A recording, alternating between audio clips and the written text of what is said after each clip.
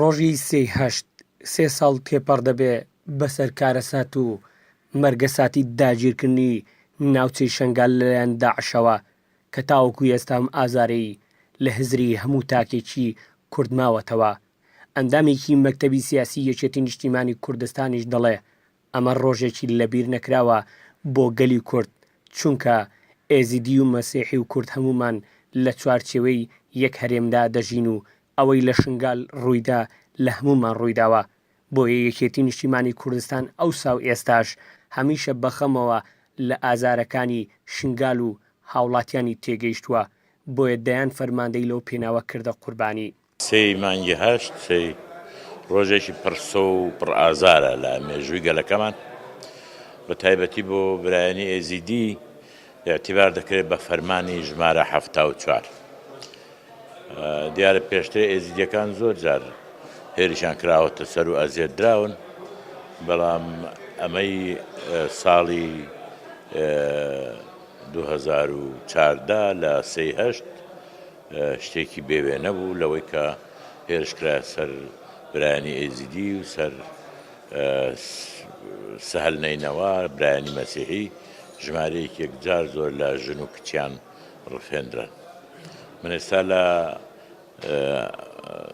دامێنی دابشکردنی ئەم کتابی ئێزیدی خانیش باسم کرد. ئەم بابەتە شتێک نییە لە ئێزیدیەکان تەنێ و یا پەیوەندی هەبی بە کەرامەت و شەرەفی ئێزیدیەکان، ئەمە کەرامەت و شەرەفی هەمومانەوە، هەموو ئینسانیەتە ئەگەر خەڵک شعوری هەبی و ویژدانی زیندوو بێ. ئەم کارای دژی ئێزیدیەکان شتێک بوو کە ویژدانی هەموو کەسێک، ویژدانی زیندوی هەموو کەسێکی جوولان و کۆمەلگای نێونەتەوەی هاتە جواب. پێشمەرگە بە دەستێکی پۆڵاین هاتنە جواب، میلەتەکەمان بەگشتی و لە هەمان کاتیشدا ئەو شەڕە بووە شەڕێکی سەرتاسەری کە ئەنجامەکەی ئەوە وردە وردە دەرەکەوێ بە کۆتایی هاتنی داعش و بە سزای گەل و نیشتیمان گەیاندنیان. سێی هەشت ئەو ڕۆژەیە کە هەمومان لەو ڕۆژەدا خەمبارین و هاوخەمین بۆ شنگالیەکان. بۆیە لەو ڕۆژەدا نووسەر و ڕۆژنامەنووس سەرتیب جەوهەر سەفەرێک بۆ ئێزیدی خان لە چوارچێوەی نامیلکەیەک کە قۆناغێکی دیاریکراوی مێژووی ئێزیدی خان جێڕانەوەی چیرۆکی سەردەمێکی دیاریکراوی ناوچەکەیە، وێناکردنی ساتەوەختێکی پڕمەرگە ساتی خەڵکی شنگال و ئێزیدیاتیە بۆ ئەوەی ئەو کتێبە لە چوارچێوەیدا کە چیرۆکە ڕۆژنامەوانیەکان دەجێڕێتەوە بۆ ئەوەی هەمیشە لەبیر نەکرێ. ئەمیش ئەمڕۆ ئەو نامیلکەی سەفەرێک بۆ ئێزیدی خان بڵاو دەکاتەوە.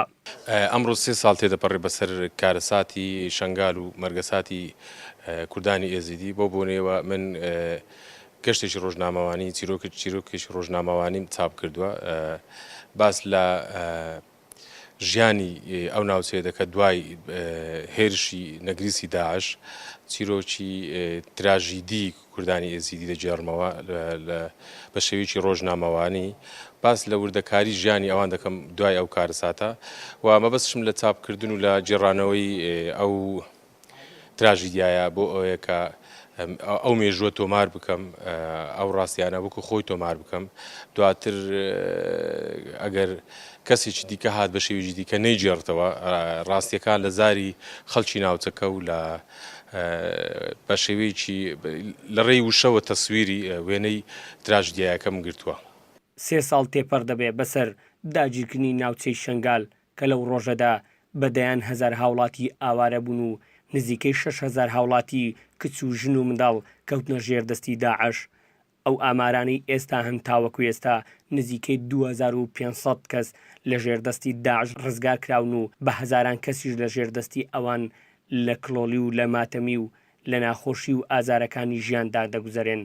بۆیە شنگال بووە ڕەمز و هێمایەکی لەبیر نەکراو، دەکرێ ئەو ڕۆژە بە مێژوویەکی تاڵ ناو ببرێ. هەریات کەریم، گەلی کوردستان، هەولێر.